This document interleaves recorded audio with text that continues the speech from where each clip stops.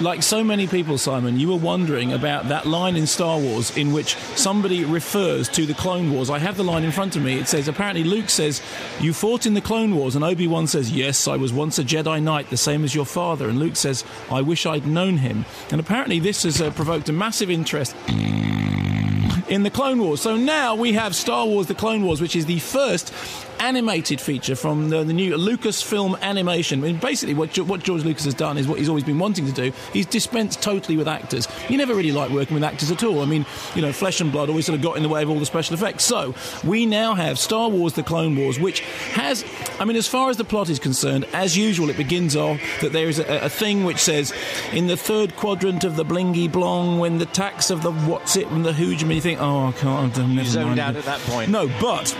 So they have no plot to speak of, except, it's a Clone Wars. There's loads of people fighting. Jabba the Hutt gets his son taken away, and then the Jedi have to go and get the son back because somebody else is pretending that... Anyway, completely incomprehensible balderdash. But the thing they don't have anymore is they don't have the returning stars. However, because they don't have the returning stars in their bodies, they don't have the returning stars in their voices. So what they've had to do is to get people to do impressions of the animated returning stars, which for me was the most interesting thing about the Clone Wars, because you've now got Matt Lanter and James Arnold Taylor, apparently James Arnold Taylor, according to his website, is somebody who's wanted to be a voiceover artist. I have to understand that this particular Star Wars movie is not for me. Incidentally, its certificate, it's a Star Wars The Clone Wars, PG, and God bless the BBFC, PG for it contains frequent mild fantasy violence and the vague suggestion of sexualised dancing in an animated Star Wars movie, which probably is worth much. Anyway, but the whole point of it is, right, they can't get the stars back to do it because presumably Ewan McGregor is too busy going around the world backwards on a bike with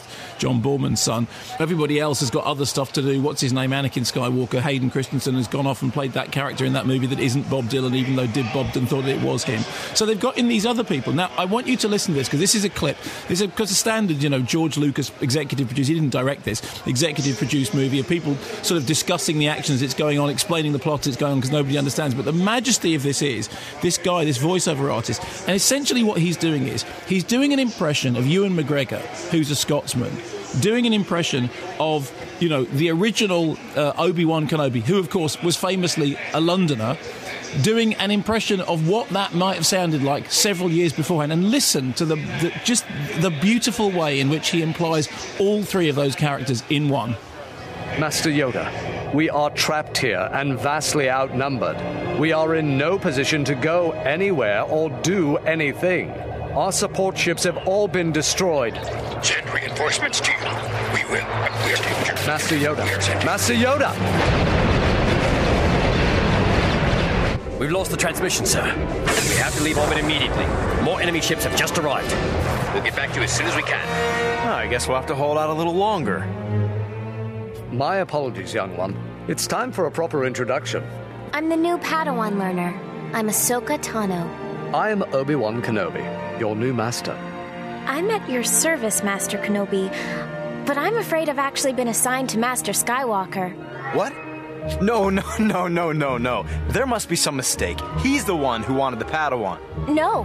Master Yoda was very specific. I'm assigned to Anakin Skywalker, and he is to supervise my Jedi training. You can't help but be impressed by the brilliance of that performance, can you? I am Obi-Wan Kenobi. I'm not sure if my voice is coming from Edinburgh or somewhere down south, maybe a little bit American, but I'm completely surrounded by people who have learnt to speak English from Mary Poppins. That bit was just, God blimey, we're completely cut off. We're never going to get out of here with those rebel troops all over the place. Blimey, Charlie, let's stick the Reddies in the boot and do a run. And the whole film is like that. However, majestically, they have managed to get Christopher Lee to do Count Dooku because, Christopher Lee apparently was available, which of course is mad because the one person you don't need to do Christopher Lee is Christopher Lee because absolutely everybody can do Christopher Lee. I mean, I can do Christopher Lee. Christopher Lee goes, I am Christopher Lee. Hello, I have only ever made 3 horror movies. I'm actually a trained Shakespearean actor. Did you know I do opera? I can sing. I was born... The main problem with that is that we didn't want him to come back anyway because I thought Count Dooku was stupid. Yeah, Count Dooku's a boring character, but Christopher Lee brings the majesty that is Count Dooku fantastically to life in this anime. The very fact that he turns up to do it kind of says something. And then, of course, you also get Samuel Jackson, who does about 3 or 4 lines as Mace Windu.